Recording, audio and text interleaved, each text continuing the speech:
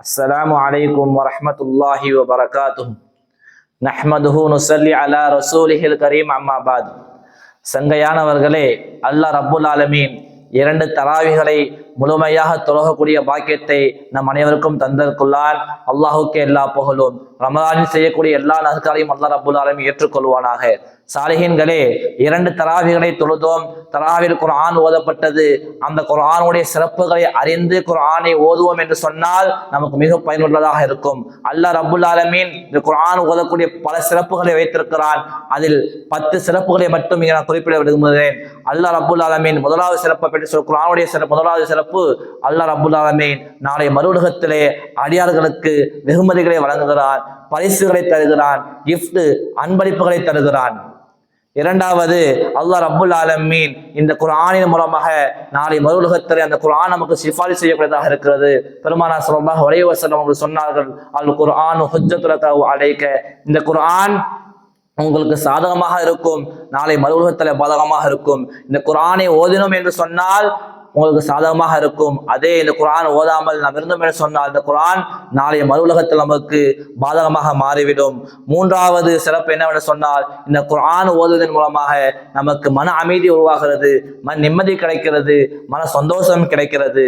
நான்காவது குர்ஆன் ஓதுவதன் நான்காவது சிறப்பு என்னவென்று சொன்னால், சொர்க்கத்தில் அல்லாஹ் ரப்புல் ஆலமீன் ஒரு அந்தஸ்தை தருகிறான். அந்த அந்தஸ்து எப்படிப்பட்ட அந்தஸ்து என்று சொன்னால், சூரத்துல் வாக்கியாவிலே அல்லாஹ் கூறுகிறான், தில்லி மம்தூத், ஒரு நிழலான நீண்ட நிலையை தருகிறான். அந்த நிழல் எப்படிப்பட்ட நிலை என்று சொன்னால், ஒரு குதிரை ஓடும், அந்த குதிரை எங்க போய் நிற்கிறதோ அந்த அளவுக்கு அவனுக்கு நிழல் கொடுக்கப்படும். ஐந்தாவது இந்த குர்ஆன் நமக்கு ஒரு ஷிஃபாவாக இருக்கிறது, ஒரு மருந்தாக இருக்கிறது.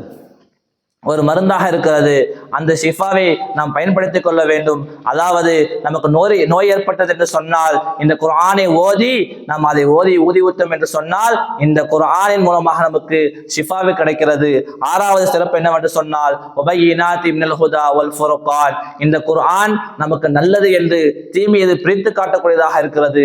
அப்படிப்பட்ட சிறப்புக்குரிய இந்த குர்ஆனை நாம் அறிந்து செயல்பட வேண்டும். ஏழாவது, வீட்டில் அல்லாஹ் ரப்புல் ஆலமீன் பரக்கத்தை வைத்திருக்கிறான். குர்ஆன் ஓதுவதன் மூலமாக நமக்கு வீட்டிலே பரக்கத்து கிடைக்கிறது.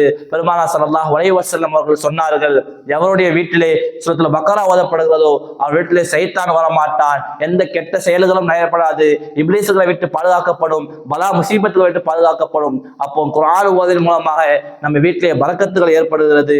எட்டாவது, குர்ஆன் ஓதுவதன் மூலமாக நம்ம நல்ல குணங்களாக வருகிறது, நல்ல குணங்கள் ஏற்படுகிறது, அஹ்லாக்குள்ளவர்களாக மாறுகிறோம். நம்முடைய பேச்சுகள் நல்ல பேச்சுகளாக வருகிறது, நம்முடைய செயல்கள், நம்முடைய எல்லா எண்ணங்களும் நல்லதாக மாறிவிடுகிறது.